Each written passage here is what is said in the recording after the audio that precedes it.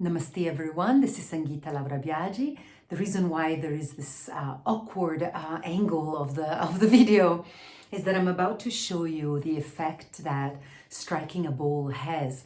I feel the bowl, this beautiful bowl, it's a Tibetan bowl from Tibet with the green goddess Dhara engraved in it, and a lot of mantras are engraved, geometrical symbols from sacred geometry.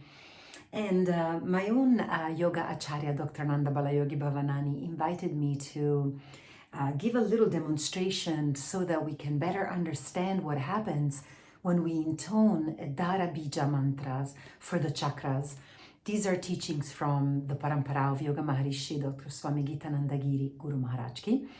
And to summarize them, which of course doesn't pay them justice because these teachings are lifelong teachings, but this video is a tool for the students of our Nada Yoga immersion. For the others, you can find more information about this parampara in the links below. So, when we pronounce the Dhara Bijas like lang, wang, rang, yang, hang, ang, om, in the tantric sadhana of the mantra repetitions of the chakras, there's a bit of a confusion because sometimes the mantras the Bija mantras are depicted with the anuswara or the dot over the Sanskrit letter or the varna. For example, La, which is a letter of the Sanskrit alphabet, with the dot is pronounced Lam. And many people pronounce the Dhara Bija mantras Lam, Vam, Ram, and even the Om is often pronounced Om. Now, there's a bit of a misinterpretation when we do this because the sound of the mantra does not stop in the facial nasal sound, or what's called in singing the mask. The sound is a full-bodied sound. But this full-bodied vibration and resonance needs a bit of an uplifting of the sound to activate itself, to activate the mantra. So in the teachings of Swami Gitananda, we learn about the nasal twang or the cerebral sound that is in fact represented by the Chandra Bindu. So it's a dot with a crescent moon underneath. So the difference is that when you pronounce lam, the sound ends here, as you can see, or hear better, lam. When I do this, even though the vibration of the M of the mask then vibrates through the skull, there's just a fraction of the amount of resonance that I can have in my body.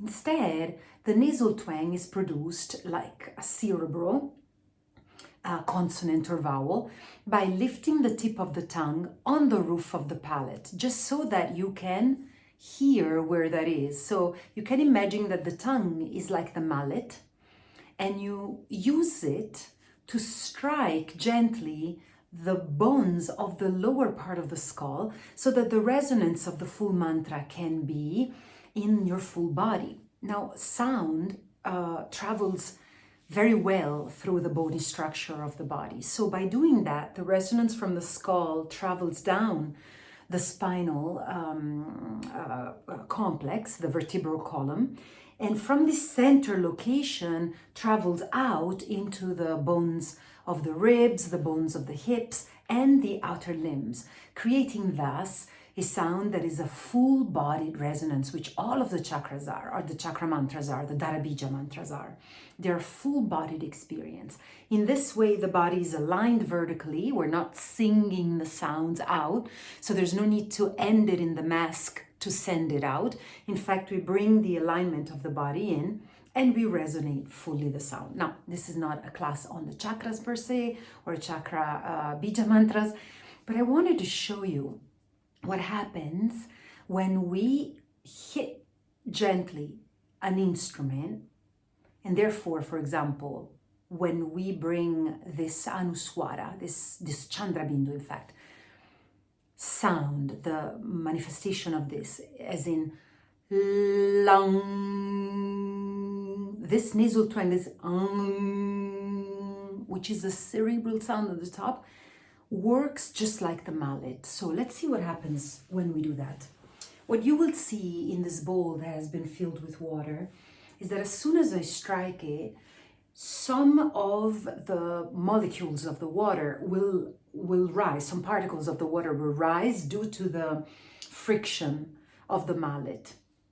Then the vibration of the bowl, which I will later bring the video very close so that you can see it, you can actually see this bowl vibrating very fast, will continue to create sound in the surface of the water. So in this way, just like the lung, like a nasal, not but lung, then becomes the full M. In just in the same way that this sound that I'm going to produce with the mallet then creates the full body vibration. I hope I'm making myself clear because there's so much I want to tell you, but I'm going to just demonstrate it.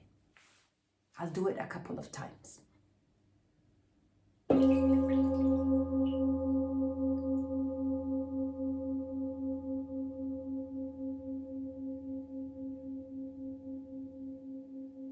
And let me bring the video a little closer now.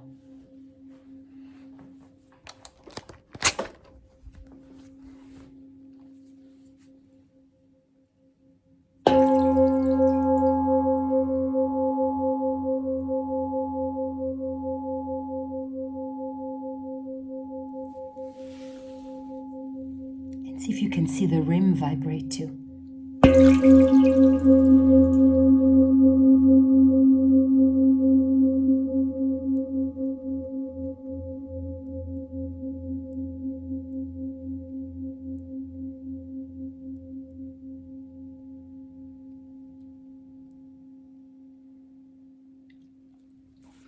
So I hope that this video sparked some interest in you to continue studying sound and learning the amazing effects that sound waves have on our fluids. Therefore, you know, in the same way that this is produced here, by intoning a mantra, we can produce these amazing geometrical patterns in each and every cell of our body.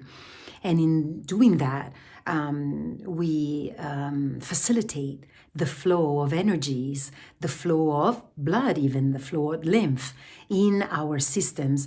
Plus, intoning and invoking and evoking mantras has a fantastic quality for focusing and calming the mind. And for those of us who are not from India or other cultures that practice mantra, you can think of this as a form of prayer, like any form of chanting that is focused on the good, that is focused on light, on love, on beauty, will create a similar effect. With the mantra, however, we have this increased awareness of the flexibility of our voice and how we can use our tongue to place it in different parts of our oral cavity to create sounds that are helpful in conducing sound through our whole body, thus giving us a full body massage. And lastly, which is perhaps the most important aspect of this, is that by opening ourselves up to the teachings of a culture like the culture of Sanatana Dharma, learning Sanskrit and learning new ways to understand life, energy, and health and healing, we also grow as a human being and meet other people across the globe. So anyways, all of this in that